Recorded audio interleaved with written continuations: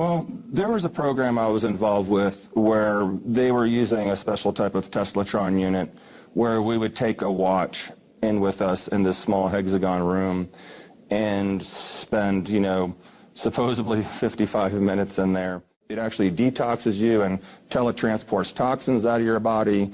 Sometimes people lose up to 15 pounds in these trips that they go in there. In one sitting? In one sitting, in 55 minutes.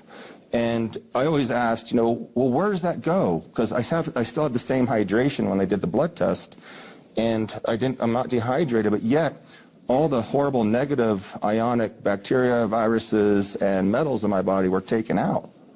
So people that are really toxic that go in there, you know, really a lot of the stuff. They come back healthy. Right, they come back very healthy. It's used to treat cancers for the elites of the world. Even our presidents. What's the machine look like, Emery? It's a hexagon room, and inside the hexagon room is a glass wall. The hexagon room is only about 8 feet in diameter, so you know. So it can only fit a small massage table that's in there. And 3 feet beyond the massage table is a 3-inch glass or plexiglass wall, and behind that is this giant Teslatron unit. And it amps up this amazing electromagnetic frequency where it rips time and space apart. Replicators, there would be no starvation. You can use a replicator and replicate some silver or gold, or replicate yourself a $100 bill if it makes you feel comfortable, and put it in your pocket. There would be absolutely no need for any type of financial give or take.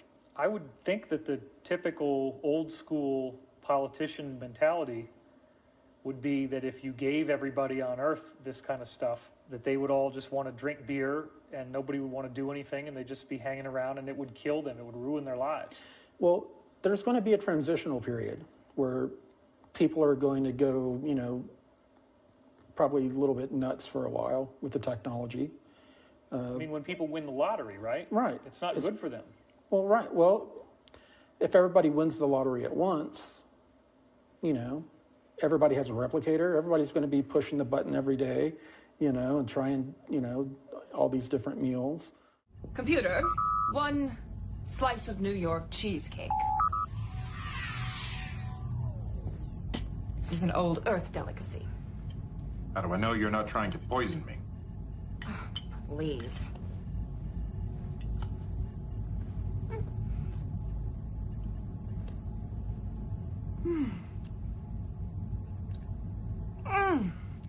Basically, the design is a conventional generator. Searle tapped into zero-point energy. The only person that I know of who has ever succeeded in making a Searle effect generator is John Searle. The electron flow is accelerated to an extremely high rate, and it creates a vacuum around the device, and in that vacuum you develop numbing cold. And numbing cold, as we know today, is a function of superconductivity. It also is a function of gravitational force. For over 60 years, John Searle has tried to give to the world a new kind of energy system, one that would free mankind from the burdens of oil and fossil fuels. John Searle is known all over the world as the inventor of the Searle effect generator, a magnetic device consisting of 1 or more rings, also called plates, and a number of cylindrical rollers that, when in motion, generate electricity. The generator is a magnetic device that is totally magnetic. It is its own prime mover. It will self-start and continue to run, and as far as we know, we could say never stop. The looking glass shows probabilities, or has shown probabilities. The cube would react with the people present. So there was an alteration, if you will, over what you were seeing from it. It would actually spin out as a yellow disc out of the top of it, where the word Yellow Book originally came from. Yeah. Actually, I used that to our advantage at the T9, because that, in fact, was present at the T9, and I projected certain information which caused a little upset during the meeting, but I was also allowed to show them probable outcomes. So, in fact, the Yellow Book, the cube, was used for that purpose.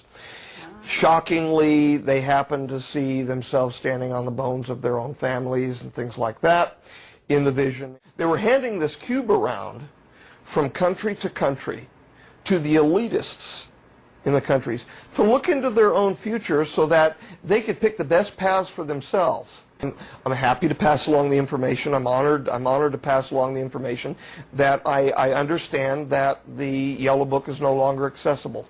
I will say this to everybody, whomever took it, it's in safe hands and it won't be used to harm humanity.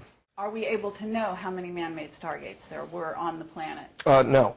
I'm not going to comment as to the total. I will say that there was over 50. Really? Yeah. Wow. In different countries of the world? Yes. Okay, and these are man-made? Yes. Okay, so, and natural stargates? Well, see, it's not a stargate. It's a device which accesses.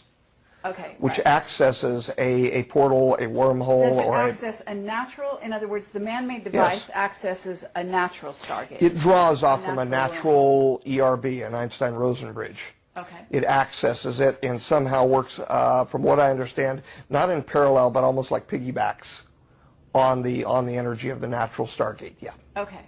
So, in other words, if there were 50 man-made devices accessing, they would be accessing a corresponding 50 natural energy vortexes. That I don't know. There's a possibility, in fact, that when the looking glass was operated, they were usually worked in tandem.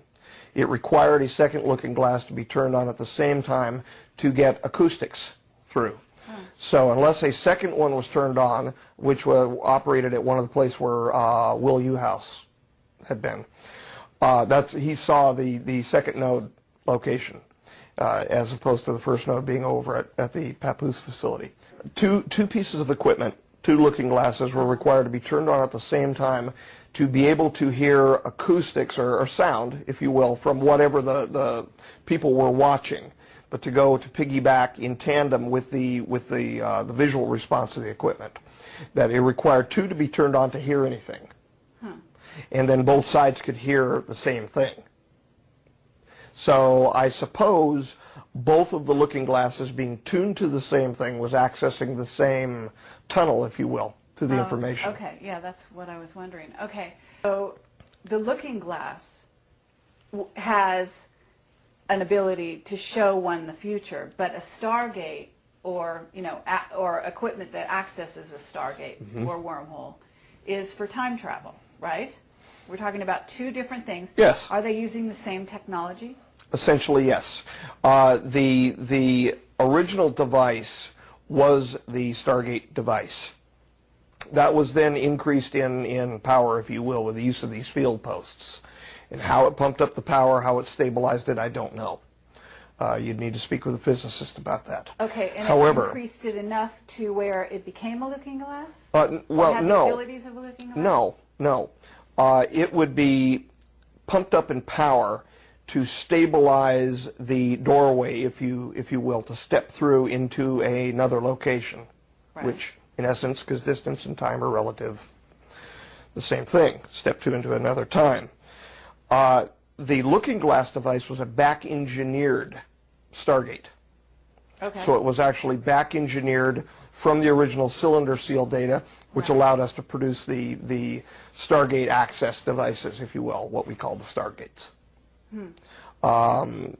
It's a back-engineered device, the looking glass is. So the looking glass is a secondary device, and it was coming into its fore in the 60s and 70s. And Will saw one of the first generations of it. From what I understand, very large piece of equipment. They always get smaller no matter what. I mean, look at what's happened with the computers. Wasn't the original looking glass a back-engineered from alien technology? Yes. Okay.